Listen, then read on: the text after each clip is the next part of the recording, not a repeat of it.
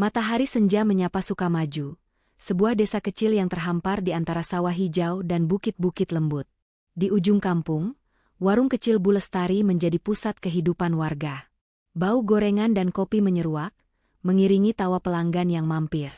Di tengah kesibukan itu, Sari, gadis berusia 22 tahun, bergerak lincah. Rambutnya yang dikuncir sederhana dan senyumnya yang hangat membuatnya disukai banyak orang. Bersama ibunya, Bu Lestari, mereka menjalani hidup sederhana namun penuh kasih. Meski bayang-bayang kepergian ayah Sari 5 tahun lalu masih terasa. Sore itu, langit berwarna jingga ketika Bu Lestari memanggil Sari ke dapur kecil di belakang warung. "Sari, sini sebentar. Ibu harus bicara," katanya, nadanya berat, tak seperti biasanya. Sari, yang sedang menyapu lantai, menurunkan sapunya. Ia mendekat, jantungan mulai berdegup kencang. Wajah ibunya tampak tegang, matanya menyimpan rahasia yang sulit diucap. "Duduk, Sari," perintah Bu Lestari. Sari menurut, meski rasa tak nyaman mulai merayap di dadanya. "Ibu sudah memutuskan. Kamu harus menikah dengan Jaka."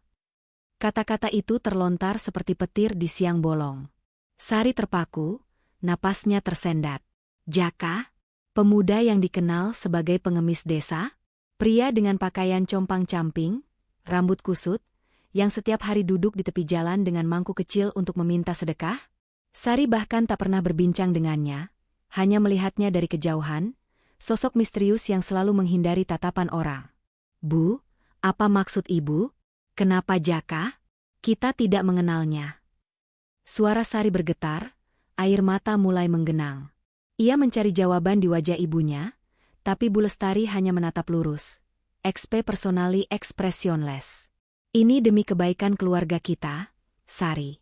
Jaka bukan seperti yang kamu pikirkan. Percayalah pada ibu." Nada Bu Lestari tegas, namun ada getar kecil yang tak luput dari perhatian Sari. Apa yang disembunyikan ibunya? Sari mencoba memprotes lagi, tapi Bu Lestari mengangkat tangan, menghentikannya. "Cukup. Pernikahan akan diadakan 3 hari lagi. Ibu tidak akan mendengar bantahan." Tanpa sepatah kata lagi, Bu Lestari berbalik, meninggalkan Sari yang terduduk lemas. Dunianya seolah runtuh. Mengapa ibunya, yang selalu menyayanginya, tiba-tiba memaksanya menikah dengan seorang pengemis? Apa rahasia di balik keputusan ini? Malam itu, di kamar kecilnya, Sari menangis terseduh. Cahaya rembulan yang masuk lewat jendela tak mampu menghibur.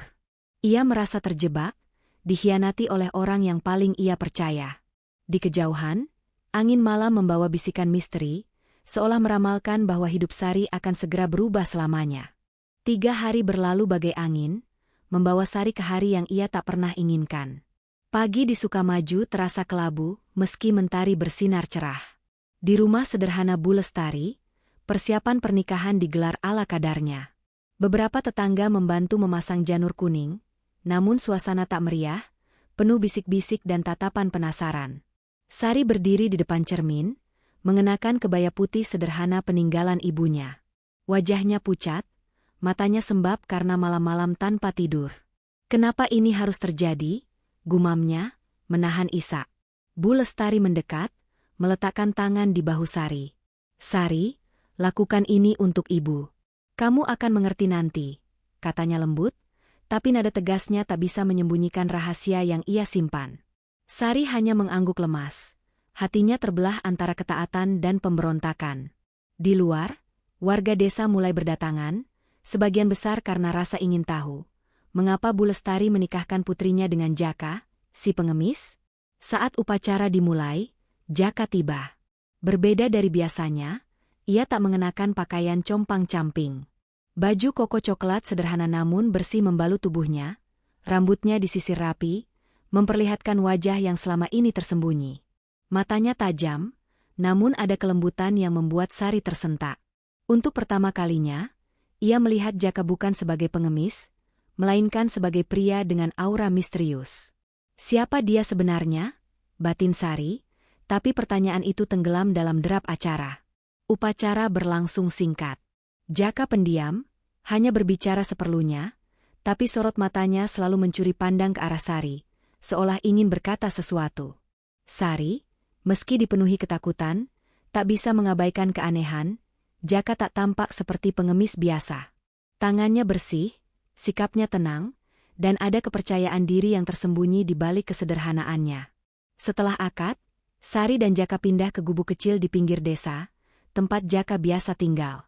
Gubuk itu sederhana, berdinding bambu dan beratap rumbia, namun terawat. Malam pertama mereka penuh kecanggungan.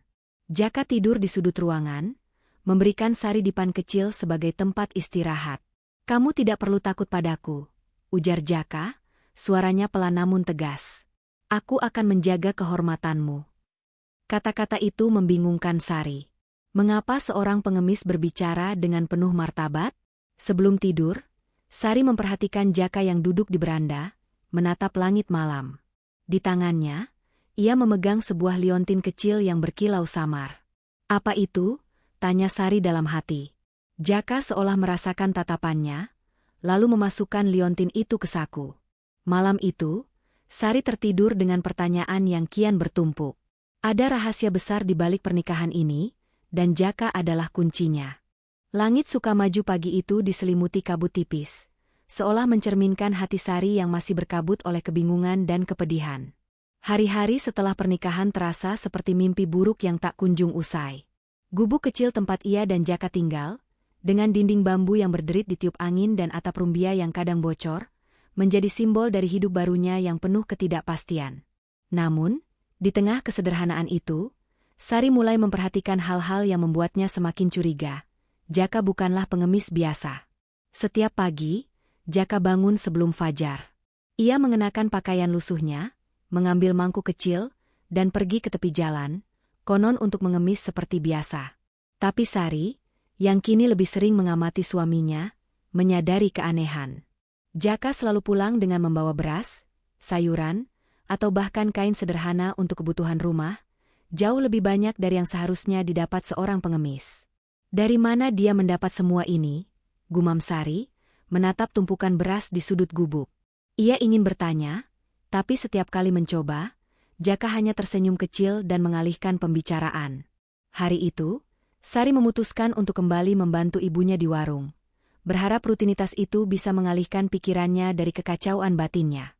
Di warung, Bu Lestari tampak seperti biasa, melayani pelanggan dengan senyum ramah. Tapi Sari merasakan jarak yang tak pernah ada sebelumnya. Ibunya menghindari pembicaraan tentang pernikahan, seolah tak ingin membuka luka yang masih menganga. "Bu, kenapa ibu memaksa saya menikah dengan Jaka? Apa yang ibu sembunyikan?" tanya Sari saat warung mulai sepi, suaranya penuh harap. Bu Lestari menoleh, matanya berkaca-kaca. "Sari, ibu lakukan ini untuk kebaikanmu. Suatu hari kamu akan mengerti," jawabnya singkat, lalu berbalik untuk menyibukkan diri dengan panci di dapur. Sari mengepalkan tangan, frustrasi. Ia ingin berteriak, ingin memaksa ibunya bicara, tapi rasa hormatnya menahannya. Ia hanya bisa pulang ke gubuk dengan hati semakin berat. Di gubuk, Jaka sedang memperbaiki atap yang bocor. Meski pakaiannya sederhana, gerakannya cekatan dan penuh percaya diri, seperti seseorang yang terbiasa bekerja keras. Sari memperhatikannya dari kejauhan, mencoba mencari petunjuk. Ada sesuatu dalam sikap Jaka, cara ia berbicara, cara ia menatap dengan penuh makna, yang membuat Sari yakin bahwa pria ini menyimpan rahasia besar. Malam sebelumnya, ia kembali melihat Jaka memegang liontin kecil yang berkilau di bawah cahaya lilin. Ketika Sari bertanya apa itu, Jaka hanya berkata, "Kenangan," lalu menyimpannya dengan cepat. Sore itu, sebuah kejadian tak terduga mengguncang Sari. Saat ia sedang menyapu halaman gubuk, seorang tetangga, Embok Sari, datang dengan wajah penuh semangat. "Sari, kamu tahu tidak? Jaka tadi membantu Pak Minto memperbaiki gerobaknya yang rusak. Dia tidak minta bayaran sama sekali." "Aneh, ya, pengemis kok begitu baik hati?" cerita Embok Sari, matanya berbinar. Sari tersenyum kecut, tapi dalam hati ia bertanya-tanya, mengapa Jaka melakukan semua ini? Apa motivasinya? Malam harinya, Sari memutuskan untuk lebih berani. Saat mereka duduk di beranda gubuk, hanya ditemani suara jangkrik dan angin malam, ia menatap Jaka dengan tajam. "Jaka, Siapa kamu sebenarnya? Kamu bukan pengemis biasa, kan? Tanyanya, suaranya tegas meski jantungan. Jaka menoleh, ekspresinya sulit dibaca. Untuk sesaat, ia tampak ingin bicara, tapi lalu tersenyum tipis. Sari, aku hanya orang biasa yang ingin hidup sederhana. Tapi aku berjanji, aku tidak akan menyakitimu. Jawabnya, suaranya lembut namun penuh teka-teki. Sari tidak puas dengan jawaban itu, tapi ia tahu menekan Jaka lebih jauh tak akan membuahkan hasil. Namun, keesokan harinya, sebuah petunjuk baru muncul. Saat Sari sedang membersihkan gubuk, ia menemukan sebuah kotak kayu kecil tersembunyi di bawah tumpukan kain. Dengan tangan gemetar, ia membukanya. Di dalamnya ada surat tua yang sudah menguning, sebuah foto buram, dan liontin yang sama yang pernah dilihatnya. Foto itu memperlihatkan seorang pria muda yang mirip Jaka, berdiri di depan sebuah rumah besar yang jelas bukan di Sukamaju. Surat itu bertulisan tangan, tapi sebelum Sari bisa membacanya, Jaka masuk ke gubuk. "Sari, apa yang kamu lakukan?"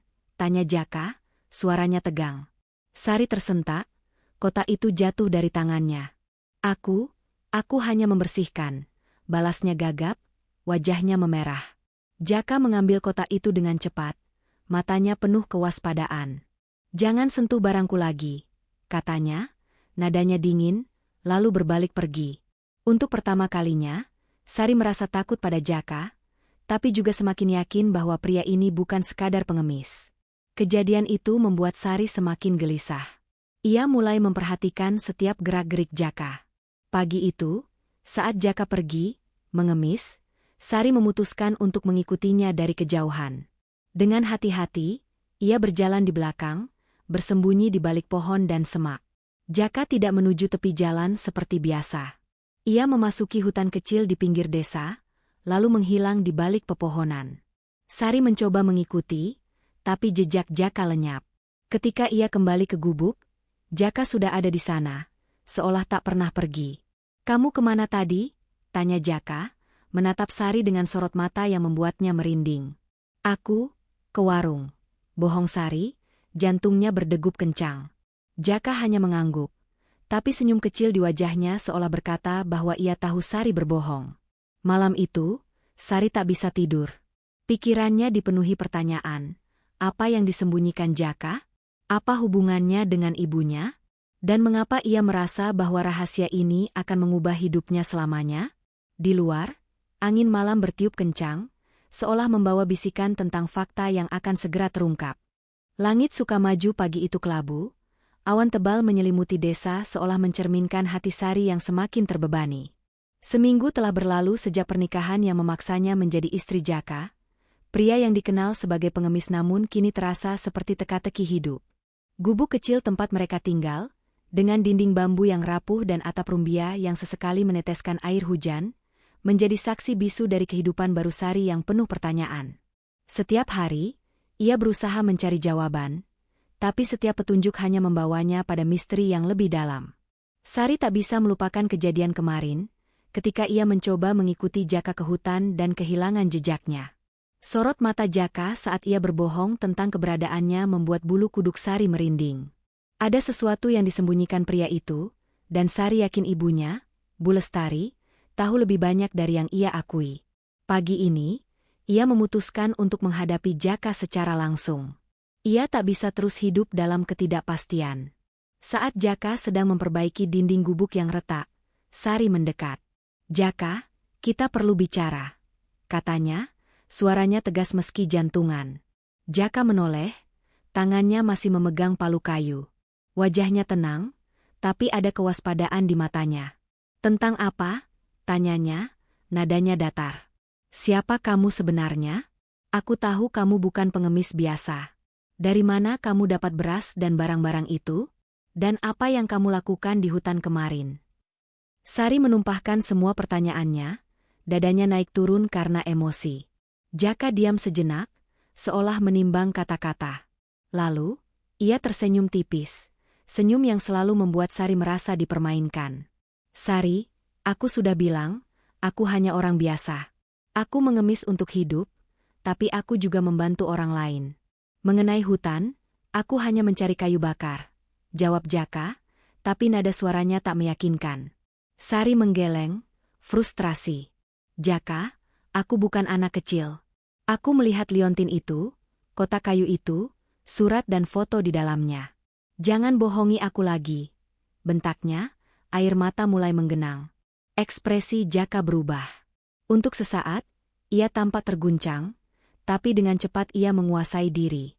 Kamu tidak seharusnya menyentuh barangku, katanya dingin, lalu berbalik dan pergi ke arah pintu. Jaka, tunggu, seru Sari, tapi pria itu sudah menghilang keluar gubuk, meninggalkannya dalam kemarahan dan kebingungan. Sari terduduk di lantai, menutup wajah dengan tangan. Ia merasa terjebak dalam permainan yang tak ia pahami. Satu-satunya orang yang mungkin bisa memberi jawaban adalah ibunya. Dengan tekad baru, ia berjalan menuju warung Bu Lestari, berharap kali ini ibunya akan jujur. Di warung, Bu Lestari sedang melayani pelanggan dengan senyum yang dipaksakan. Saat melihat Sari, ia seolah tahu bahwa putrinya datang dengan tujuan serius. "Sari, apa kabar Jaka?" tanyanya, mencoba mengalihkan pembicaraan. Tapi Sari tak mau dibujuk. "Bu, aku tidak bisa terus begini. Aku tahu ibu menyembunyikan sesuatu tentang Jaka. Kenapa ibu memaksa aku menikah dengannya? Apa yang ibu tahu?" tanyanya, suaranya penuh desakan. Bu Lestari menghela napas panjang. Matanya berkaca-kaca, tapi ia tetap diam. "Sari, ibu sudah bilang, ini untuk kebaikanmu. Jaka adalah orang baik. Beri dia waktu," katanya, suaranya lembut namun tegas. Sari mengepalkan tangan. "Ibu, aku mohon. Aku hidup dengan pria yang aku tidak kenal, dan setiap hari aku menemukan hal aneh tentangnya. Apa ibu tidak peduli padaku?" teriaknya, membuat beberapa pelanggan menoleh. Bu Lestari menarik Sari ke sudut warung, wajahnya penuh ketegangan. "Sari, cukup. Ibu janji, semua akan jelas pada waktunya. Tapi sekarang, pulanglah dan jalani hidupmu dengan Jaka." Nada ibunya begitu final sehingga Sari tahu tak ada gunanya memaksa. Dengan hati hancur, ia meninggalkan warung, merasa semakin terisolasi. Kembali di gubuk, Sari menemukan Jaka sedang duduk di beranda, menatap langit yang kini mulai meneteskan hujan. Ia tampak berbeda, lebih murung, seolah beban berat ada di pundaknya. Sari ingin marah, tapi ada sesuatu dalam ekspresi Jaka yang membuatnya ragu. "Jaka, maaf jika aku terlalu keras tadi," katanya pelan, mencoba membuka percakapan. Jaka menoleh, matanya penuh emosi yang sulit dibaca. "Sari, aku tahu ini sulit buatmu. Aku tidak ingin kamu menderita karena pernikahan ini," katanya, suaranya parau. "Tapi ada hal-hal yang belum bisa aku jelaskan. Bukan karena aku tidak mau, tapi karena aku harus melindungi seseorang." Kata-kata itu membuat Sari tersentak. Melindungi seseorang? Siapa? Sebelum Sari bisa bertanya lebih lanjut, seorang tetangga, Pak Minto, datang dengan wajah panik. "Jaka, tolong. Anakku, Budi, tersesat di hutan saat mencari kayu. Hujan semakin deras, aku takut dia celaka," serunya. Tanpa ragu, Jaka berdiri. "Sari, aku harus pergi. Tetap di sini," katanya, lalu berlari mengikuti Pak Minto ke hutan, mengabaikan hujan yang kini mengguyur deras. Sari tak bisa tinggal diam. Meski takut, ia meraih mantel tua dan mengikuti mereka dari kejauhan. Di hutan, ia melihat Jaka bergerak dengan keberanian dan keterampilan yang mengejutkan. Ia memanjat pohon, mencari jejak, dan akhirnya menemukan Budi yang gemetar di balik semak, basah kuyup. Jaka menggendong anak itu, menenangkannya, dan membawanya kembali ke desa. Warga yang berkumpul memuji Jaka, menyebutnya pahlawan. Sari, yang menyaksikan dari kejauhan, merasa campur aduk. Jaka bukan hanya baik hati, tapi juga memiliki kemampuan yang tak biasa untuk seorang pengemis. Saat mereka kembali ke gubuk, Jaka basah kuyup, tapi ia tersenyum pada Sari. "Budi selamat. Itu yang penting," katanya sederhana. Sari ingin bertanya lebih banyak, tapi kelelahan dan emosi membuatnya hanya mengangguk. Malam itu, saat hujan reda, Sari menemukan Jaka di beranda, memegang liontin itu lagi. Kali ini, ia tak menyembunyikannya.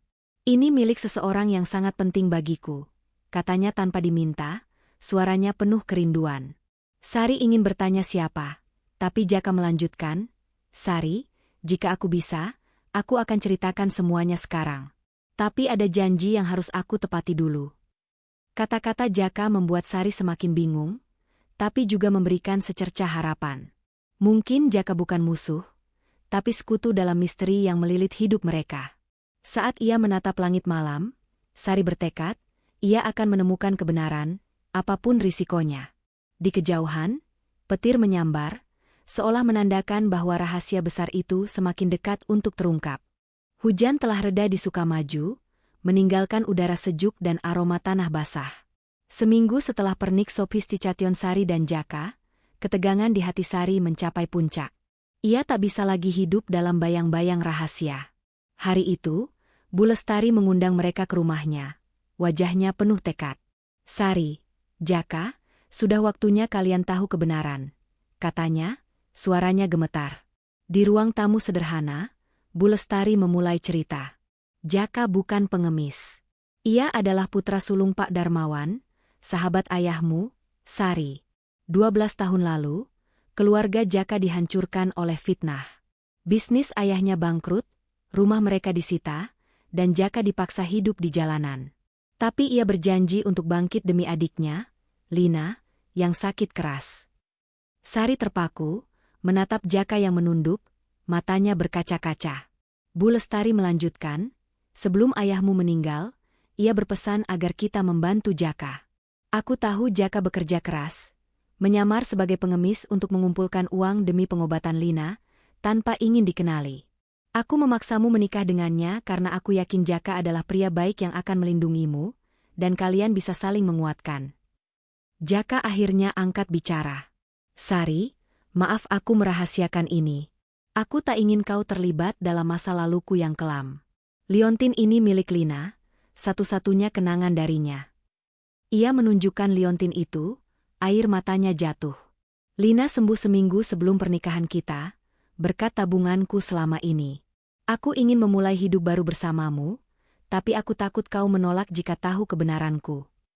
Sari terisak, campuran lega dan haru membanjiri hatinya. Ia memeluk Jaka, untuk pertama kalinya merasa ikatan sejati. Kenapa kau tak ceritakan dari awal? Aku akan menerimamu apa adanya, katanya, suaranya parau. Jaka tersenyum, memeluknya erat. Aku takut kehilanganmu sebelum kau mengenalku. Bu Lestari tersenyum, air mata mengalir di pipinya. Sari, ibu minta maaf karena membuatmu menderita. Ibu hanya ingin menepati janji pada ayahmu. Sari memeluk ibunya, memaafkan semua. Di luar, warga desa yang mendengar kebenaran mulai berdatangan, memuji keberanian Jaka dan menyambutnya sebagai bagian dari Sukamaju. Beberapa minggu kemudian, Jaka dan Sari membuka usaha kecil bersama, menggunakan tabungan Jaka untuk membangun warung yang lebih besar. Lina, adik Jaka, datang berkunjung, wajahnya cerah dan sehat. Desa Sukamaju kini dipenuhi kehangatan, dan Sari menemukan cinta sejati di sisi Jaka, pria yang dulunya ia kira pengemis. Di bawah langit malam, mereka berjanji menjalani hidup bersama, dengan cinta dan kejujuran sebagai fondasi. Kebahagiaan akhirnya menyapa, menutup luka masa lalu.